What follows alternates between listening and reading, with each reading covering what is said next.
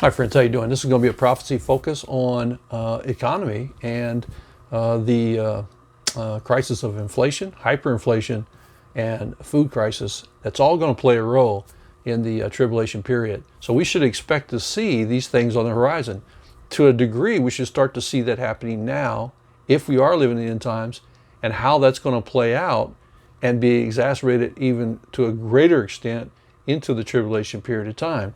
So if we're in the end times, or headed towards the end times, as I believe we are, and many others would agree with me on that as Christians, we should expect to see an increasing amount of inflation globally, and also elements of a food shortage and crisis that's happening, and it all seems to be happening right now. So when you go through these prophecy focuses that I do, it's all pointing to the fact that I believe we're living in the last days of Christ is coming back soon for his church, and that means the tribulation is near. Again, going to be difficult times ahead for anybody before that, but we should be looking as Christ commanded us to. We're going to look at Revelation chapter 6, and we're going to look at verses 5 and 6. Well-known prophecy about the horsemen of the apocalypse. So you have the four horsemen of the apocalypse, which is just basically an overview of the tribulation period of time.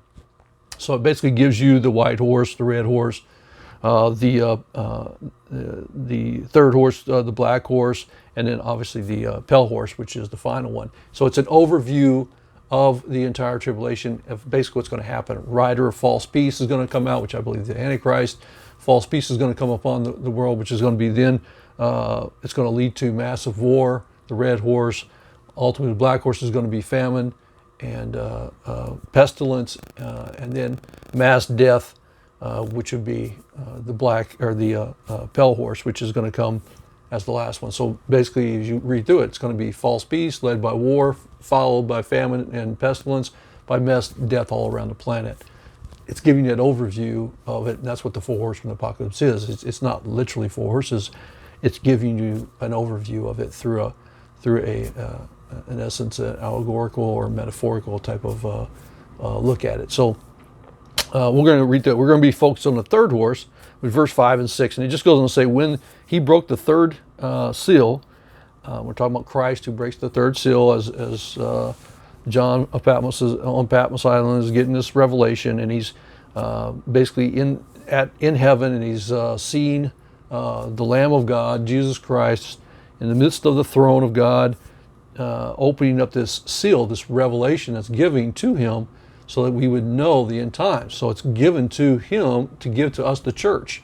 If you're a Christian, this is given to you, just like it's given to me and every other Christian before us and after us, that this is what God is warning us to tell us, so that we can know what's going to happen and warn other people, so we can tell them.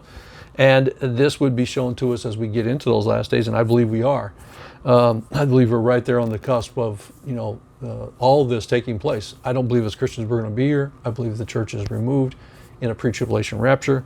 But up to that point, we're going to be seeing the weirdness, craziness, things happening, including the revealing of the Antichrist and other things, and the apostasy of the church, and ultimately, now some degree of persecution, maybe not to the extent that the persecution that will take place on a global level and during the tribulation, but certainly we will see it and are seeing it already. All right, here we go. So it jumps in. He says, when he Jesus Christ broke the third seal, I heard a third living creature saying, "Come." I looked, and behold, a black horse, and he who sat on it had a pair of scales in his hand, weighing, measuring. And I heard something like a voice in the center of the four living creatures say, "A quart of wheat for a denarius, and 3 quarts of barley for a denarius, and do not damage the oil and the wine." People give different ones, but basically it's talking about global famine, global hyperinflation. It's going to, it's basically going to take a denarius, which was a day's wages to buy enough food for you to eat. And so you won't have money to do with other things: drive, travel, gas, rent, food, other things for other people. I mean, none of that. You make enough just to survive. That's what it's talking about. That's how crazy it's going to be. So you're talking about a scarcity of food and hyperinflation. And I think that we're quickly moving into that. We should, again, on this side of the tribulation, we should be seeing aspects what's leading to that if we are in fact accelerating into the end times, which I think we certainly are. So I'm going to play a quick snippet. You can listen to it so you know it's not just my mere opinion of these things, but it's a reality, and we should be paying attention to it. So if you listen close. We are 13 days away from an absolute explosion on inflation.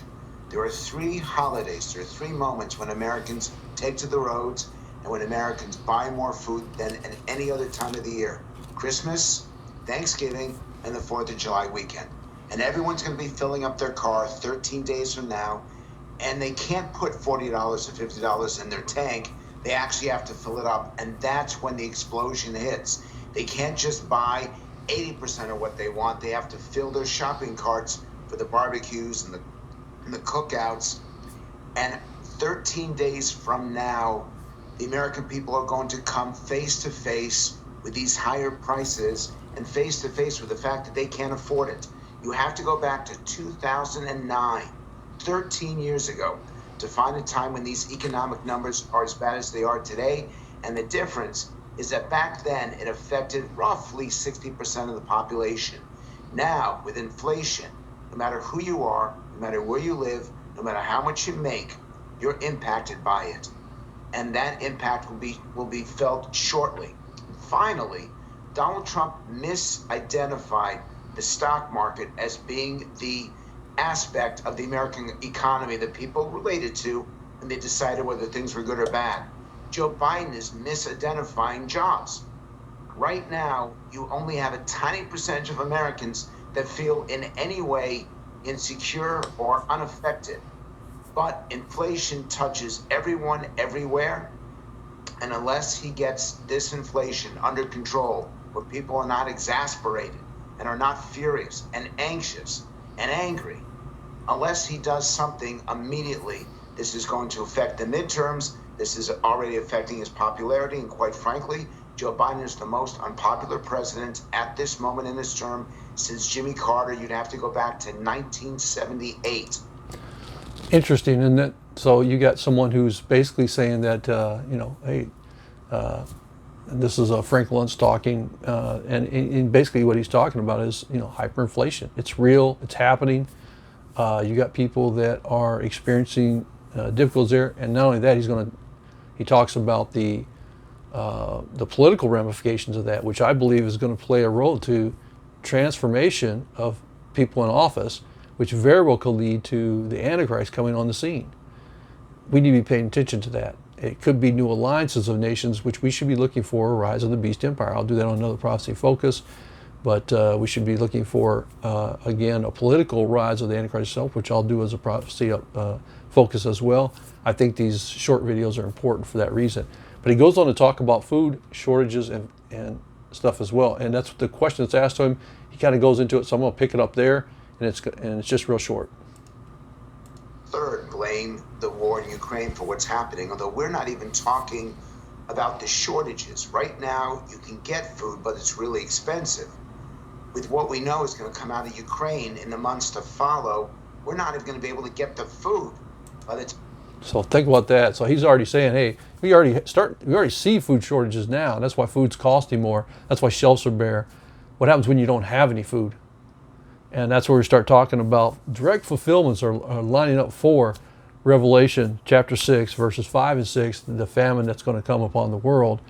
And when you start looking at things that are happening, shut down of food plants, processing centers, burning down of food warehouses, these kind of crazy things. Farmers, being paid not to farm, paying more money than they can make farming to not farm. Is it manufactured? Is it just plain stupidity? Combination of all above? Who knows?